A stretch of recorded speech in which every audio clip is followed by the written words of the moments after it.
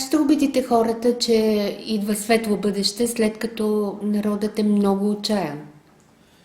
За мен бъдещето олицетворява това, което човек сам изгражда. Или не трябва в съзнанието и подсъзнанието си да си вкарваме страхове, и да живеем в миналото, за да не можем да изградим бъдещето. Човек може да си изгради и трябва да вярва в бъдещето, като работи тук и сега, като работи в настоящето. Защото за мен настоящето е бъдещето. Всеки, който работи, като се събуди усърдно тук и сега и изчисти на съзнателно и подсъзнателно ниво всички страхове за това какъв е, какво прави, а да е уверен, за мен го чака светло бъдеще. Светлото бъдеще какво е? Светлото бъдеще е мира и любовта, които ние даваме и които можем да получим.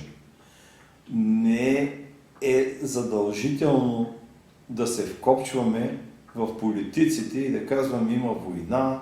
Даже по време на война хората са живеели щастливо, обичали се и пак са успявали и в бизнес, успявали са и в личен план.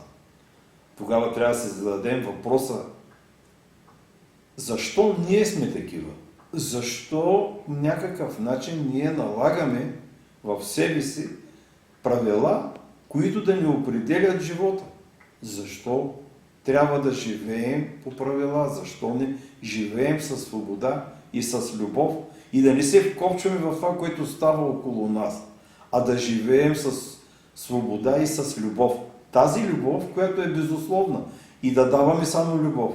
Да не гледаме какво става в комшията, да не гледаме какво става по целия свят, а да изпращаме любов и да изпращаме силна вяра, защото тази вяра и тази любов, която ще изпращаме, ще помогне на целия свят да може да има наистина мир. Мира съществува само когато ние сме в мир със себе си, когато сме със свободен разум, а не разума да не е обременен и ние да се натоварваме и да мислим за утрешния ден. Ние трябва да живеем тук и сега и да създаваме и да градим днешния ден. Утрешния ден да бъде още по-хубав, по-успешен, а бъдещето идва от само себе си. То е нещо, което е тъй нареченото вълшебство. Бъдещето трябва да бъде изградено от силата на нашия дух и нашата любов. Това е за мен бъдещето. Той, което олицетворяваме ние самите. Ако ние олицетворяваме страх, не можем да имаме прекрасно бъдеще. Но ако ние олицетворяваме мъдрост, ако ние олицетворяваме любов, мир, ние ще имаме прекрасно бъдеще.